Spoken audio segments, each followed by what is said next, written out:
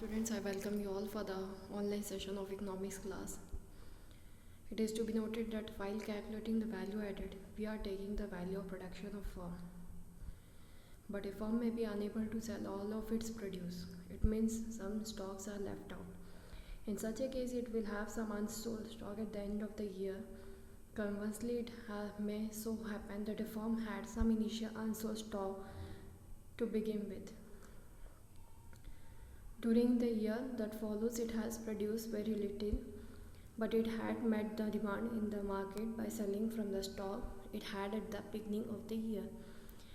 How shall we treat these stocks which a firm may intentionally or unintentionally carry with itself? Also, let us remember that a firm buys raw material from other firms.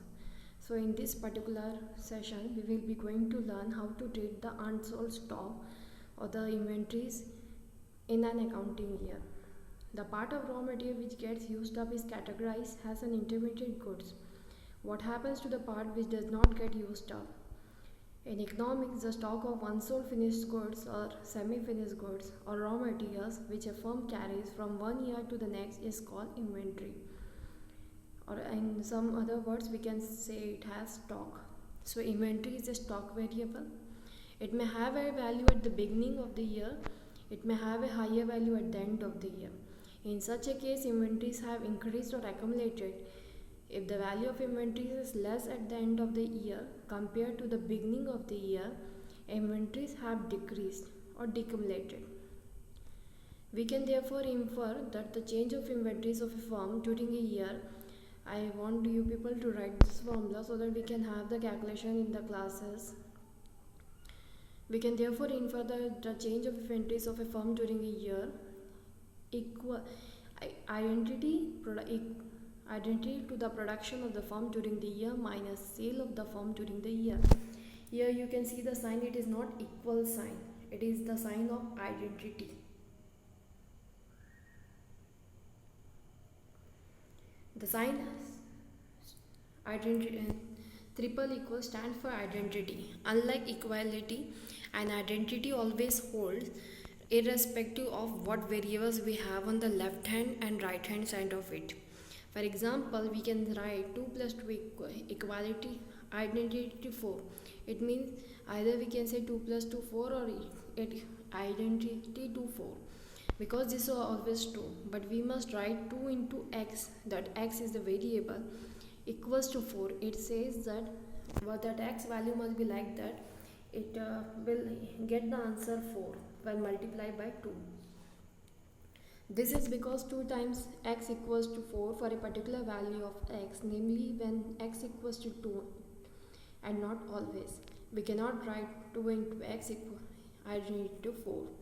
Observe that since production of the firm, identity, value added plus intermediate goods used by the firm, we get change of inventories of a firm during a year, that identity again to value added plus intermediate goods used by the firm minus sale of the firm during a year. For example, let us suppose that a firm had an unsold stock worth of rupees 100 at the beginning of a year. During the year, it has produced rupees 1000 of worth of goods and managed to sell rupees 800 worth of goods.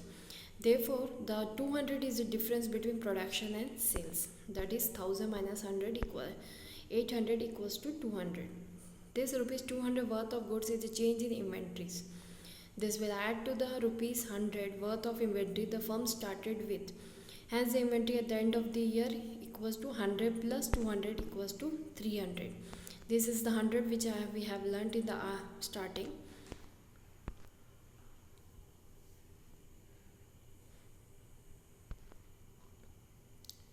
Notice that change in inventories takes place over a period of time, and this change of inventories over a period of time is known as flow variable. Inventories are treated as capital. Addition to the stock of capital of a firm is known as investment. Therefore, change in the inventory of a firm is treated as investment. There can be 3 major categories of investment. First is the rise in the value of inventories of a firm over a year, which is treated as investment expenditure undertaken by the firm. The second category of investment is a fixed business investment, which is defined as the addition to the machinery. factory buildings and equipments employed by the firm. That the last category of investment is the residential investment, which refers to addition of housing facilities. So may I think now you have came to know there are so many type of investment. Investment, first of all, the meaning may I think clear to you people, that is stock of capital of a firm which is spent on the firm for an accounting year is known as investment. So firms has many types of investment. One is the investment expenditure, then is a fixed business investment, then the factory buildings and equipments when it is employed, that is known as residential investment.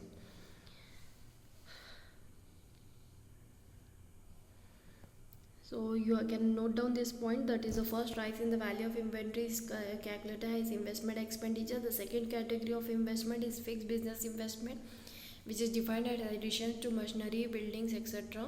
And the third investment which is company is doing is known as residential investment, that is housing facility, etc.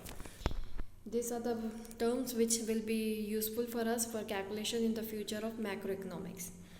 Change in inventories may be planned or unplanned. Let us know about the meaning of planned and then the meaning of unplanned. In case of an unexpected fall in sales, the firm will have unsold stock of goods which it had not anticipated. It means they were not knowing that it will be happening, and that accumulation of inventory is considered as unplanned accumulation of inventories.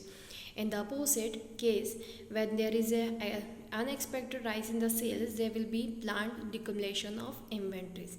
So the thing is that when it is known to us, it is known as planned, and when the things are not known to us and that type of accumulation of inventory happens, it is known as unplanned accumulation of inventories. This can be illustrated with the help of the following example. Suppose a firm produces shirts. It starts with the year with an accounting inventory of 100 shirts. During the coming year, it expects to sell 1000 shirts. Hence, it produces 1000 shirts, expecting to keep an inventory of 100 at the end of the year. However, during the year, the sales of shirt turns out to be unexpectedly low. The firm is able to sell only 600 shirts. This means that the firm is left with 400 unsold shirts. The firms end with the year with 400 plus 100 equals to 500 shirts.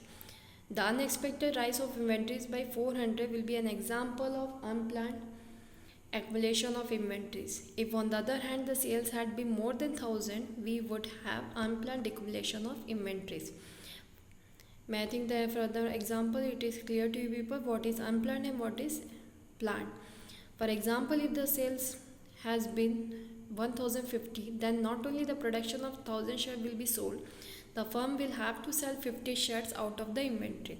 This 50 unexpected reduction in inventories is an example of unexpected decumulation of inventories.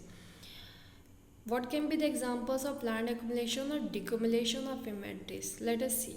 Suppose the firm wants to raise the inventories from 100 shirts to 200 shirts during the year. Expecting sales of 1000 shirts during the year as before it was, the firm produces 1000 plus 100 equals to 1100 shirts. If the sales are actually 1000 shirts, then the firm indeed ends up with a rise of inventories. The new stock of inventories is 200 shirts, which was indeed planned by the firm. The rise is an example of planned accumulation of inventories. On the other hand, if the firm had wanted to reduce the inventories from 100 to 25, then it would produce 1000 minus 75 equals to 925 shirts. So this was planned accumulation.